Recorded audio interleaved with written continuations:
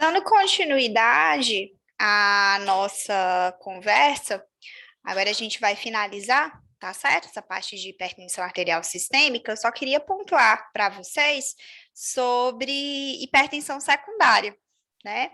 Em alguns momentos, a gente pode ter doenças que levam ao aumento da pressão. E aí, para você controlar a pressão desse paciente, você tem que controlar também a doença de base, tá certo? Então, algumas dessas doenças, só para mostrar para vocês, a síndrome da apneia e hipopneia obstrutiva do sono, né? É uma condição que está associada ao aumento pressórico. Pessoas que têm, por exemplo, estenose de artéria renal, onde você observa, por exemplo, sopro abdominal ou massas abdominais, também é um indicativo de que ela pode ter uma hipertensão secundária, certo? Pessoas que, por exemplo, têm feocromocitoma, a gente já pegou, inclusive, na unidade básica de saúde, um paciente, onde a gente tinha que fazer uma solicitação de cintilografia, tá certo? Para avaliar o feocromocitoma, lembrando da tríade clássica, né, que são os paroxismos, né, ou seja, crises de palpitações, sudorese, cefaleia e elevações pressóricas, tá certo? E também condições associadas a endocrinopatias, hipertiroidismo, hipotiroidismo, hiperparatiroidismo. No Cardio Papers, eles usam um mnemônico que eu acho interessante ressaltar para vocês, que eles chamam de CEARA. O que seria esse CEARA? Né, o C é de coactação, na verdade seria a dissecção de aorta, tá certo? Onde a gente tem, né, os pulsos e as pressões assimétricas. Endocrinopatias também, que pode estar associado, então, eles até brincam, né? Nós temos duas endocrinopatias, duas na cabeça, duas no pescoço e dois no abdômen. O que seriam essas duas na cabeça? A síndrome de Cushing, a doença de Cushing, a acromegalia. Duas no pescoço, seria o hipo ou hipertiroidismo e o hiperpara, tá certo? Lembrando que o hipotiroidismo, ele tende a aumentar mais a pressão diastólica e o hiper mais a pressão sistólica. E duas endocrinopatias abdominais, que aí seria o feocromocitoma e o hiperaldo primário, tá certo? O A de apneia obstrutiva do sono, o R de rim seria estenose de artéria renal, doenças pariquimatosas, evoluindo com doença renal crônica, e o A de anticoncepcional e outras drogas, que é aquilo que eu já tinha dito para vocês logo no início da apresentação. Alguns medicamentos, como anti-inflamatório, antidepressivos, né, corticóides, eles podem levar ao aumento da pressão arterial. No caso dos anticoncepcionais, isso é dado mais pela questão do estrógeno, tá certo? Mas hoje, como a gente tem doses muito baixas, né, do uso tanto do estrógeno quanto da progesterona, essas elevações pressóricas, elas não quase são, nem sempre são observadas, mas vale a pena a gente ficar atento. Agora, passando para, eu acho que uma das principais partes da aula, né, seria tanto o manejo farmacológico quanto o não farmacológico. É importante a gente ganhar alguns minutinhos com o paciente, tá certo? Eu nem digo perder, eu digo ganhar alguns minutinhos com o paciente para dizer para ele algumas noções de que ele tem que também ser uma pessoa proativa com relação à questão da tua doença, né? Então, o manejo farmacológico ele é importante na medida que a gente tem várias coisas que a gente pode orientar para o paciente que está associada à redução da medida da pressão. Então, por exemplo, controle de peso. Então, esse paciente manter o IMC adequado, né, entre 18 e 25, ele está associado, né, à diminuição da pressão arterial. Estima-se que a cada quilo de peso perdido, o paciente pode ter uma redução da pressão de 1 milímetro de mercúrio, tá certo? Uma dieta saudável, baseada naquela dieta tipo DASH, que a gente chama, né? Que é uma dieta rica em frutas, vegetais, baixo teor de gordura, né? E também uma diminuição significativa tanto da gordura saturada quanto da gordura trans. A ingestão de sódio na dieta também, tentar reduzir para menos de 2 gramas dia. Aumento da ingestão de potássio. pelas diretrizes, está muito bem documentado que a ingestão de alimentos ricos em potássio, como feijões, ervilhas, vegetais de cor verde escura, banana, melão, cenoura, beterraba, frutas secas, tomate, batata inglesa e laranja, estão associadas com redução da pressão, tá certo? A atividade física, para ficar mais fácil para o paciente, pelo menos meia hora de caminhada por dia, 5 vezes por semana, tá certo? E também a redução da ingestão de consumo de álcool. Teoricamente, para quem usa álcool, o ideal seria o homem tomar menos de 2 drinks por dia, ou até 2, e a mulher até 1 drink por dia. Essa seria a redução, tá? Para a gente fazer a orientação. E agora, passando para o manejo farmacológico, eu acho que é muito importante a gente discutir as principais classes farmacológicas e também como é que a gente introduz medicação, tira medicação, de acordo com as diretrizes, tá certo? Esse fluxograma eu tirei do Cardio Papers, mas eu acabei vendo que nas diretrizes é o mesmo fluxograma, tá certo? E o que esse fluxograma mostra para a gente? Que quando a gente tem um paciente que tem uma pressão entre 130 e 139 e ou 85 a 89, mas ele é classificado como risco alto, ou seja, um paciente pré-hipertenso, mas na classificação do risco cardiovascular ele entrou como alto, ou é um paciente que tem hipertensão estágio 1, né, a pressão acima de 140, mas ele tem risco baixo, ou quando você está lidando com pacientes muito idosos ou frágeis, você pode optar, a princípio, pela monoterapia, tá certo? E aí, os principais medicamentos, já vou mostrar para vocês, são os diuréticos tiazídicos, o IECA/BRA, os bloqueadores dos canais de cálcio e, em alguns casos, os beta-bloqueadores, tá certo? Então, pacientes que têm insuficiência cardíaca, que sofreram infarto, que tem que fazer um controle rígido da frequência cardíaca, ou que tem angina, ou mulheres jovens que têm potencial para engravidar, geralmente a gente pode fazer a preferência pelo beta-bloqueador, tá certo? Vamos dizer que você fez a monoterapia, depois de 3 meses você avaliou com o paciente as medidas não farmacológicas e ele ainda não alcançou a meta dele. Então, a gente já pode combinar mais 2 fármacos, tá certo?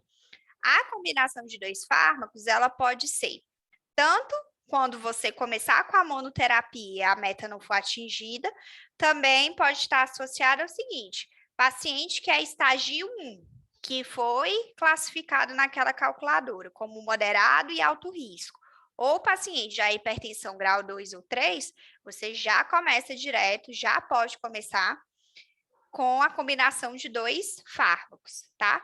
Então, quais são essas combinações? Você pode usar um IE-CoBRA junto com um bloqueador de canal de cálcio, que é, por exemplo, a amlodipina, ou diurético tiazídico, tá certo? Você pode fazer essa combinação.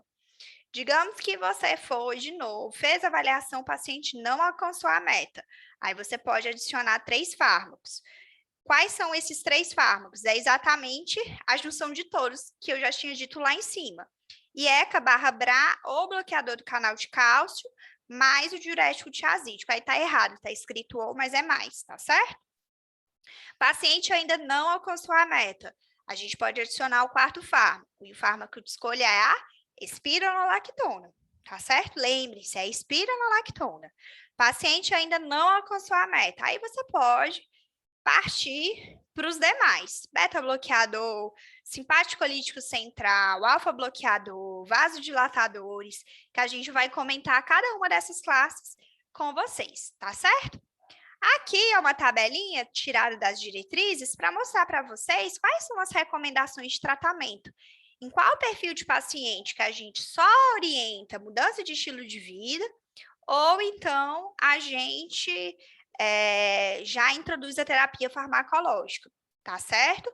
Por exemplo, nesse amarelinho aqui, eles dizem que pacientes hipertensos estágio 1 e risco cardiovascular baixo, ou indivíduos com pressão entre 130 e 139, 85 a 89, ou seja, os pré-hipertensos, e que têm doença cardiovascular pré-existente ou alto risco cardiovascular, nesses casos, nível de evidência 2A, né, nível de evidência B aqui, você pode aguardar pelo menos 3 meses para efeitos de intervenções no estilo de vida.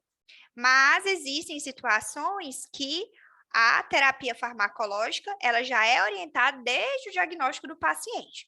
Aí é questão de uma leitura mesmo, faz o slide, ver a diretriz, tá certo? Que tem tabelinha lá bem descrita, tá bom? Continuando, essa pirâmidezinha eu tirei também daquela aulinha do Cardio Papers, tá certo? Eles colocam aí na base da pirâmide mudança de estilo de vida, então sempre focar na mudança de estilo de vida. E aí eles têm a tríade de ouro, né? Que são os IECA barra BRA, que eles chamaram aí de ISRA, tá certo? Os medicamentos, os tiazídicos e os bloqueadores dos canais de cálcio. Então, como monoterapia ou como introdução de primeira medicação, a gente sempre vai optar por um desses três, tá certo? Paciente não alcançou as metas, se adicionou 2, se adicionou 3, não deu certo, aí você passa para o quarto antipertensivo, que é a espironolactona.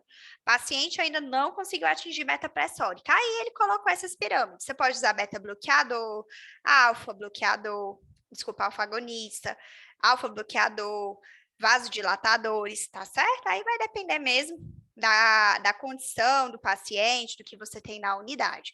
Mas eu acho que, principalmente para a gente que é da assistência básica, vale a pena a gente focar bastante nessa tríade de ouro até a espironolactona. Porque quando o paciente, mesmo a gente fazendo uso desse monte de medicação, ainda não conseguiu controlar a pressão, particularmente eu já encaminho para o cardiologista para a gente fazer essa observação compartilhada do paciente, tá certo? Manejo compartilhado. Bom, então vamos começar aqui falando sobre as classes. Eu acho que uma das mais conhecidas são os BRAs, né? Os bloqueadores dos receptores de angiotensina.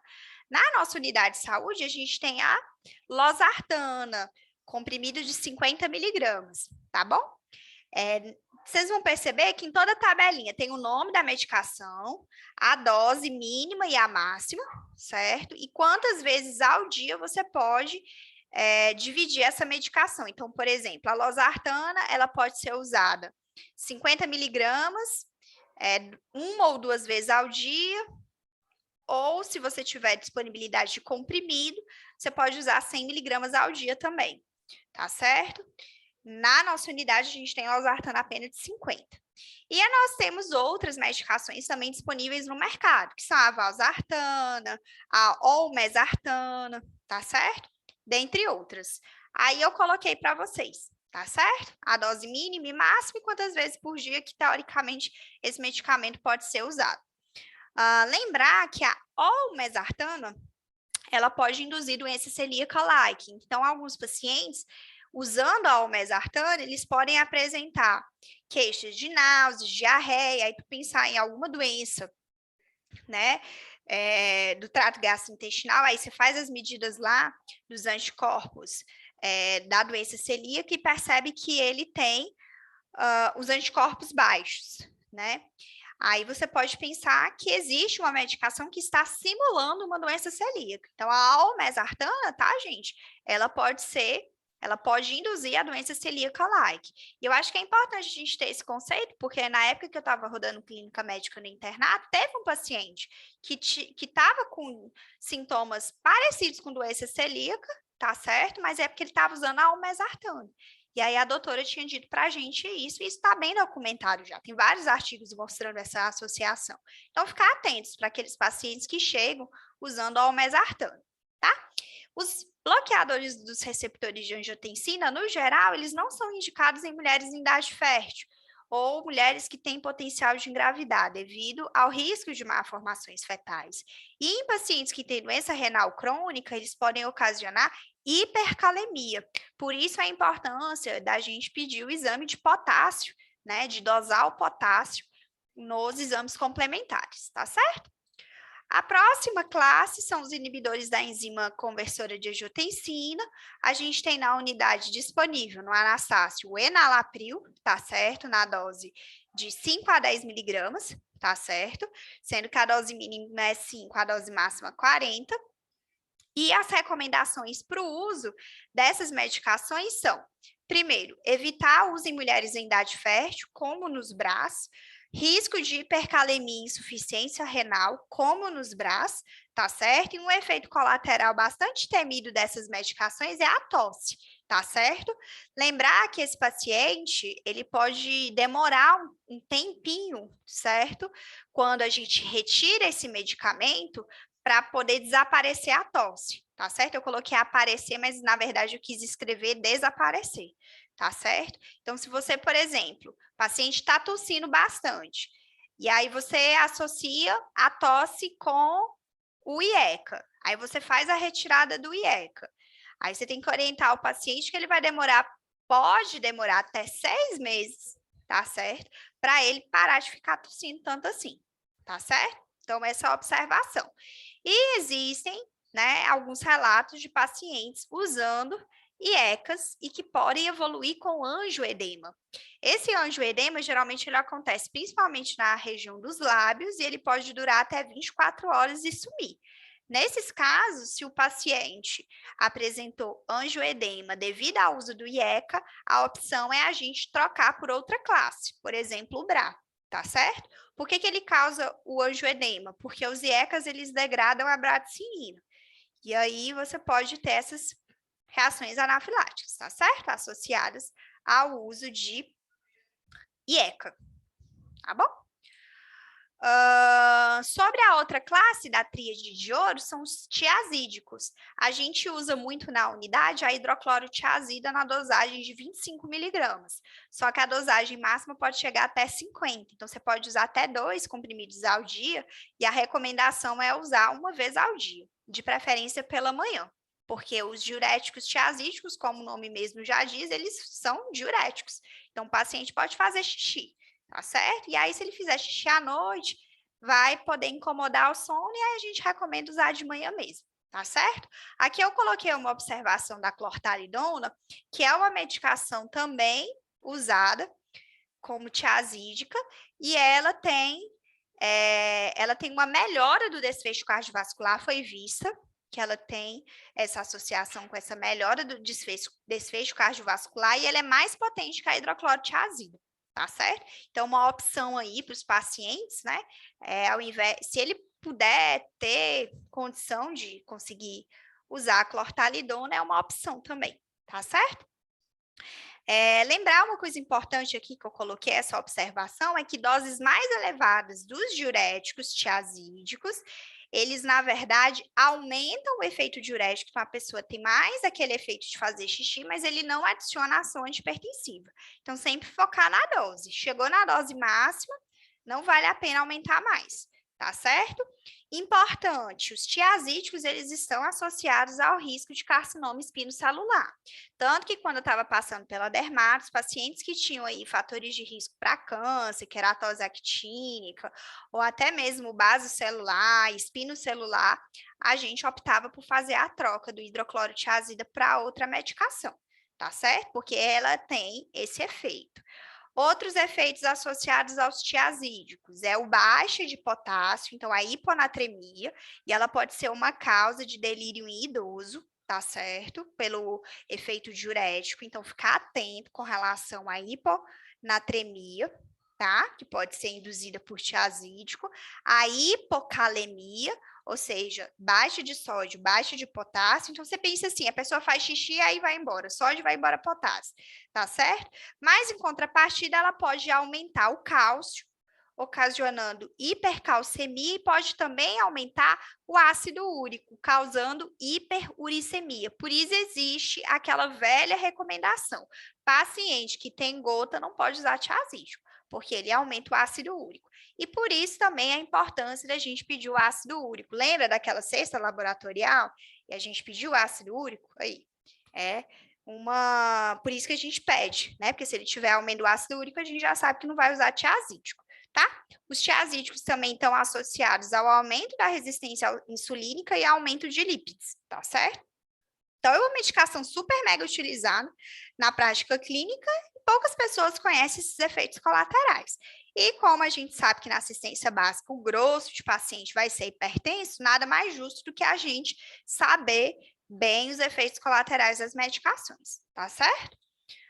Aqui eu trago a terceira classe da tríade de ouro, que são os bloqueadores de canais de cálcio. Na nossa unidade, a gente tem esse aqui, o amlodipino, na dose de 5 a 10 miligramas, tá certo? O comprimido que a gente tem disponível é de 5 miligramas, mas você pode fazer de 2,5 até chegar a 10 miligramas dia, tá certo? Lembrar que os bloqueadores dos canais de cálcio, a gente tem que evitar em insuficiência cardíaca com fração de ejeção reduzida, tá certo?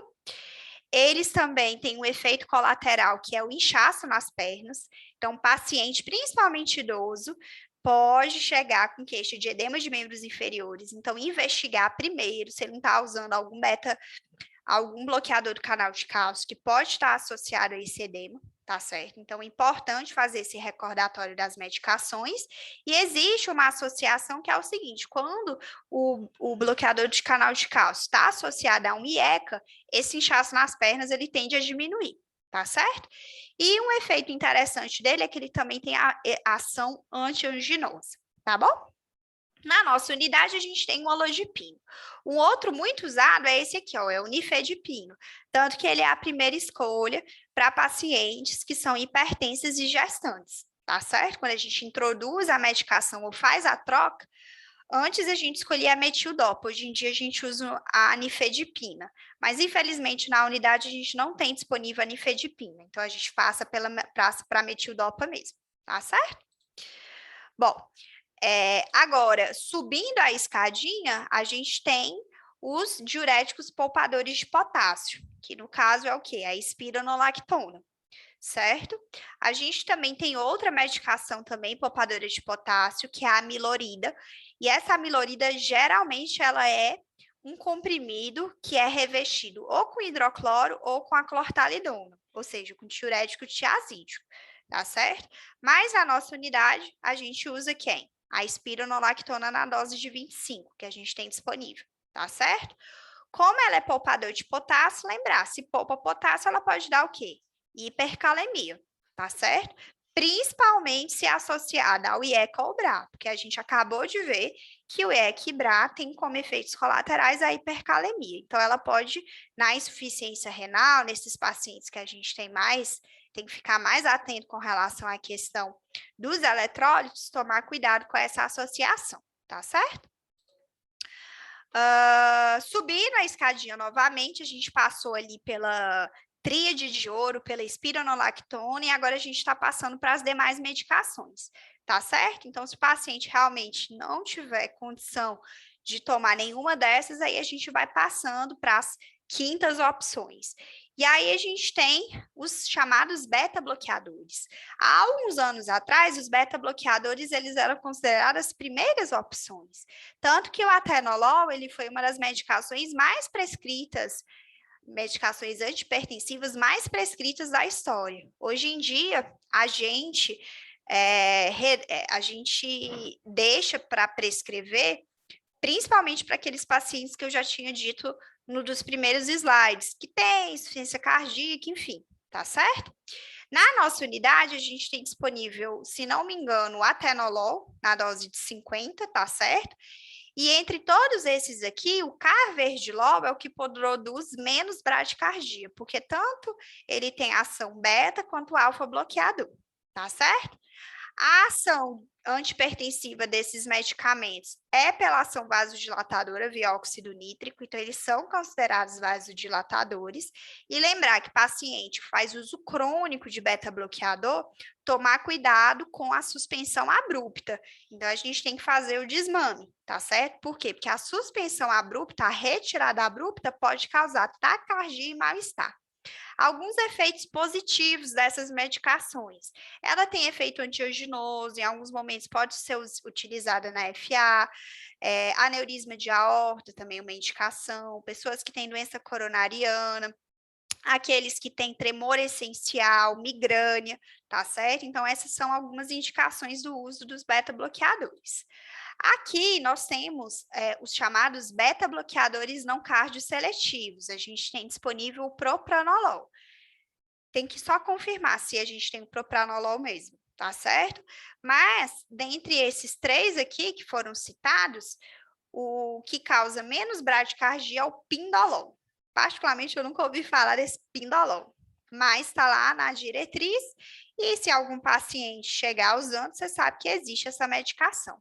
Lembrando que eles têm os mesmos efeitos dos cardioseletivos, e só para frisar, né? Retirada abrupta pode causar taquicardia e mal-estar. Então, ficar atento com relação à questão do desmame, tá certo?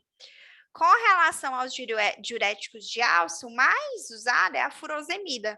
A gente tem um comprimido de 20 na unidade e a gente pode chegar até 240 miligramas.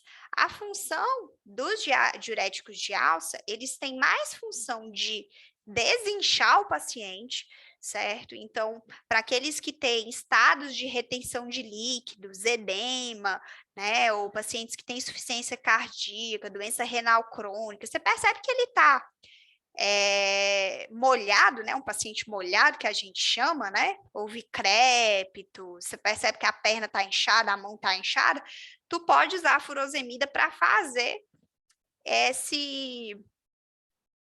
essa diminuição de retenção de líquido, tá?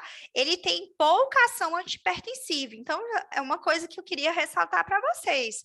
Se você acha que você está usando furosemida para baixar a pressão do paciente, não, tá certo? Você usa furosemida para desinchar, tá certo? A função dele é essa, é tirar líquido dele, tá certo? E aí a gente tem essa outra opção que eu nunca ouvi falar, butenamida, não sei nem como é que fala isso aqui, tá certo? Mas até no serviço particular, o mais utilizado e o mais estudado é essa furosemida, tá bom? Sobre os simpaticolíticos de ação central, a gente tem essas 3 opções, lembrando que a metildopa, hoje em dia, ela é segunda escolha para grávidas. Hoje, a primeira escolha é a nifedipina, e a gente tem um comprimido de 250 miligramas na nossa unidade. A metildopa, ela pode ser usada de 500 até 2 gramas dia, e a gente pode dividir esses comprimidos em até 2 tomadas diárias. A recomendação para a grávida é a gente iniciar na dose de 250 miligramas de 12 em 12 horas, tá certo? Sobre essas medicações, com relação à questão da clonidina, lembrar que a clonidina, se você retirar ela de forma abrupta, você pode provocar hipertensão de rebote com crises hipertensivas devido à liberação de catecolaminas. Isso está bem descrito lá nas diretrizes de hipertensão. Então, ficar atento com relação à questão da clonidina, tá, gente? Alfa-bloqueadores, a gente tem como exemplos a prazosina e a doxazosina, tá certo? A doxazosina, a gente tem um comprimido de 2 ou 4, acho que é 2 miligramas, ou é 4, tem que ver, tá certo? Lá na nossa unidade. E assim, os alfa-bloqueadores, eles têm como efeito colateral a hipotensão ortostática, tá certo? Então, a recomendação é iniciar com dose baixa antes de dormir e aumentar progressivamente a cada 2 dias, tá? Essas 2 medicações, elas são mais usadas como efeito antihipertensivo, mas a doxazosina também pode ser usada para a hiperplasia prostática benigna. Mas na própria diretriz, eles orientam que quais são os principais alfa-bloqueadores indicados para HPB? É a tansulosina, a alfuçosina e a silodosina, tá certo? A gente usa mais a tansulosina e a doxazosina também, tá certo? Com relação aos vasodilatadores diretos, a gente tem como exemplo aí a hidralazina, tá certo? E a hidralazina, o problema dela é que ela pode causar retenção de sódio e água. E essa retenção pode causar hipervolemia. Então, tomar cuidado naqueles pacientes que têm insuficiência cardíaca para você não inchar, né? Não molhar mais ele do que ele já está. Tá certo? Outro efeito colateral é que ela pode causar taquicardia e em doses altas existe uma síndrome chamada síndrome lupus-like que está associada ao uso de hidralazina. Nós temos aqui também os bloqueadores dos canais de cálcio não de hidropiridínicos, tá certo? Que aí no caso vai ser o verapamil ou diltiazem. A gente quase que não usa essas medicações. Geralmente a gente usa essas medicações em pacientes que têm fibrilação atrial, tá certo? Se não me engano, tá bom? E praticamente eu não vejo usando essas medicações para controle de pressão, tá certo? Mas está na diretriz e vale a pena a gente poder discutir. Evitar o uso dessas medicações em insuficiência cardíaca com fração de ejeção reduzida, principalmente porque eles causam muita bradicardia, tá certo? E evitar também a associação com beta-bloqueador exatamente por esse efeito colateral, que é a bradicardia, tá bom? Pronto. Para finalizar a nossa aula, eu vou pontuar a respeito das chamadas crises hipertensivas. Por quê? Porque vocês sabem que na unidade de saúde, a gente também tem as demandas espontâneas, e pode chegar para você, paciente, com a pressão muito elevada. E como é que a gente faz o manejo desse paciente? Então, a primeira coisa que a gente tem que fazer a diferenciação é com relação à questão de urgência e emergência hipertensiva. Dependendo do local que você lê, esses valores de pressão que eu vou falar para vocês, eles podem ser valores diferentes, tá certo? Mas isso aqui eu tirei da diretriz brasileira de hipertensão, tá certo? Até a frase que botou lá foi essa daqui. Então, o que é uma urgência hipertensiva? É uma situação clínica sintomática, o paciente apresenta sintoma, no qual está associado a elevação acentuada da pressão, ou seja, pressão sistólica maior ou igual a 180 e ou a diastólica maior ou igual a 120, mas o paciente ele não apresenta lesão de órgão-alvo e também não tem risco iminente de morte. Já a emergência hipertensiva é o contrário. É quando o paciente apresenta uma situação clínica sintomática, tem elevação da pressão, sendo a sistólica maior ou igual a 180 e a diastólica maior ou igual a 120, mas em contrapartida ele pode ter lesão de órgão-alvo aguda e progressiva e tem risco iminente de morte, tanto que o manejo ele é bem diferenciado, tá certo? Quais são os principais exemplos de emergência hipertensiva? A gente tem o AVC e o edema agudo de pulmão, tá bom?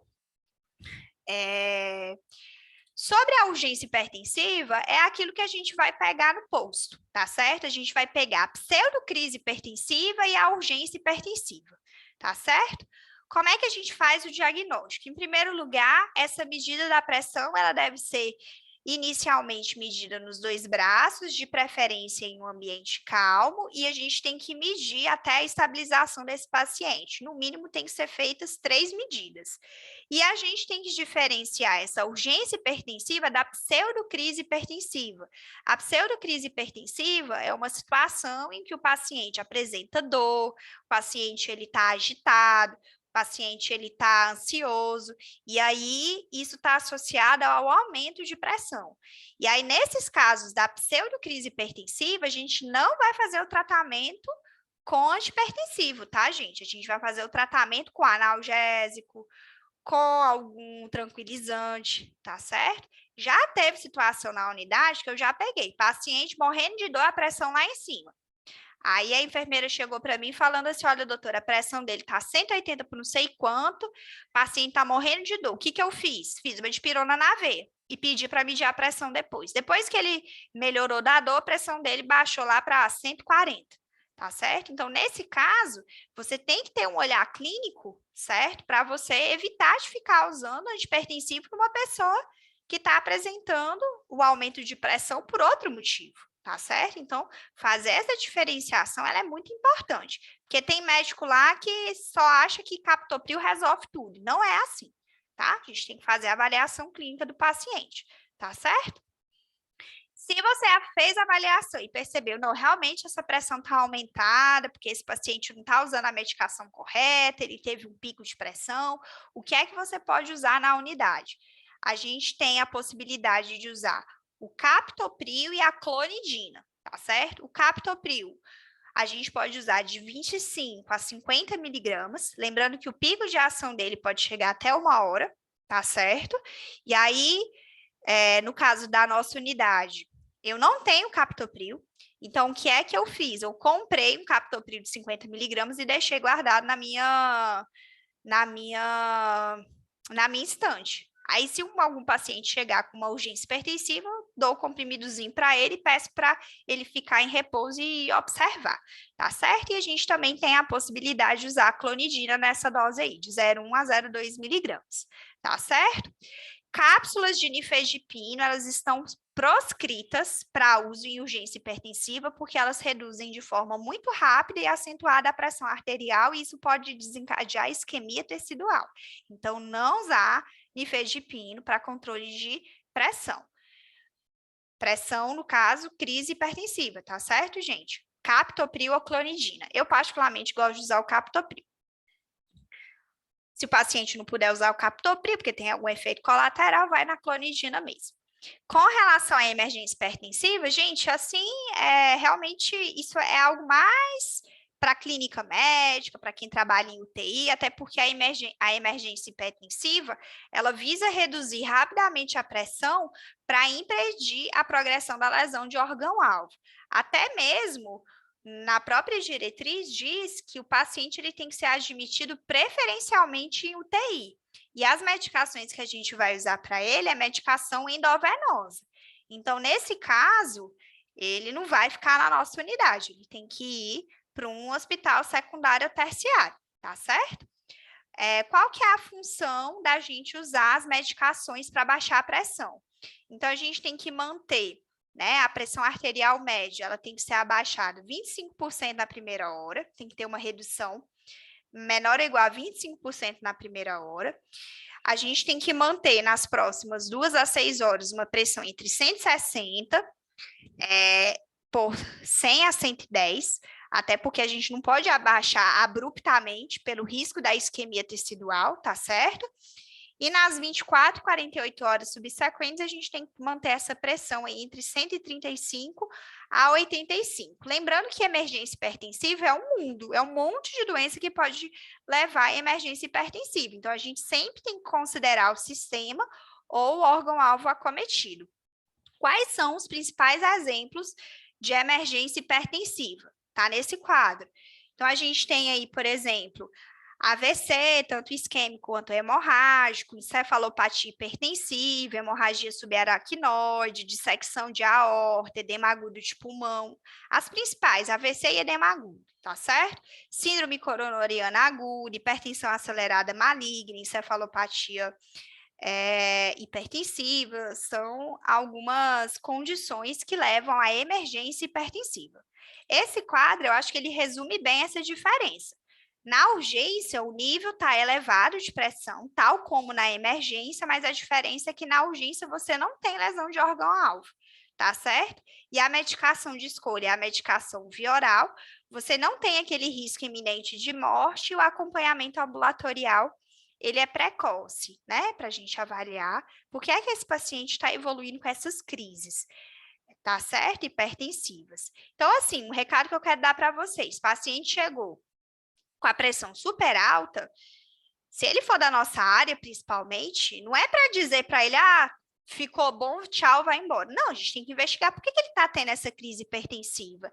É má adesão às medicações ou é porque ele não faz tratamento para controle de pressão? Certo? Será que ele tem uma hipertensão secundária? Então, a gente tem que fazer essa investigação. Não é dar alta para o paciente, tchau, vai embora, como acontece no pronto-socorro. É a gente fazer esse acompanhamento longitudinal, tá certo? Para terminar, algumas observações, tá certo? Quando a gente tiver dúvida com relação ao manejo, a gente pode ter o atendimento compartilhado com o pessoal do SEAD, a gente tem na unidade a cardiologia. Quando eu percebo que o paciente já está usando a 4ª medicação e ele ainda persiste com a pressão aumentada, eu já encaminho para o SEAD, tá certo? Importante ressaltar que o acompanhamento dos pacientes hipertensos de baixo e moderado risco, ele pode ser feito tanto pelo médico quanto o enfermeiro. Então, a gente tem que ter esse acompanhamento misto. Quando eu percebo que o paciente está bem controlado, a próxima consulta não é nem comigo, é com o enfermeiro. Então, aí a gente faz esse atendimento compartilhado. Racionalizar também o pedido de exame. Então, não é para ficar pedindo ultrassom de carótida, eco transtorácico, ultrassonografia Doppler para todo mundo. Você precisa fazer uma história bem feita para saber se realmente há necessidade. Mas aqueles exames da cesta básica, a gente tem que pedir. Reforçar em todas as consultas as mudanças de estilos de vida, o paciente ele tem que ter e tem que saber que ele tem autonomia. E ele tem que ser proativo com relação à questão das orientações que a gente der. Lembrar que a medicação não vai resolver a vida dele, ele também tem que fazer por onde. e otimizar o tratamento farmacológico a partir, né, de um estudo bem bonitinho sobre quais são as medicações usadas, as mais prescritas, os efeitos colaterais. Como médicos da assistência básica e como a gente todo dia atende paciente hipertenso, é nosso dever e a nossa obrigação sempre ficarmos atualizados com relação à questão da hipertensão. Então, ler o documento das diretrizes brasileiras de hipertensão, pelo menos as principais partes, ele é fundamental. Aqui eu coloquei um resumo, mas vale a pena a leitura, tá certo? E para finalizar, para quem gosta de cardiologia, eu indico vocês seguir no Instagram ou então no YouTube o Cardio Papers, tá certo? Eles têm vários livros, eu inclusive já comprei o livro de ECG deles, é bem didático, é muito bom e eu aconselho, tá certo? A gente finaliza por hoje a parte de hipertensão e a gente se vê nas próximas aulas.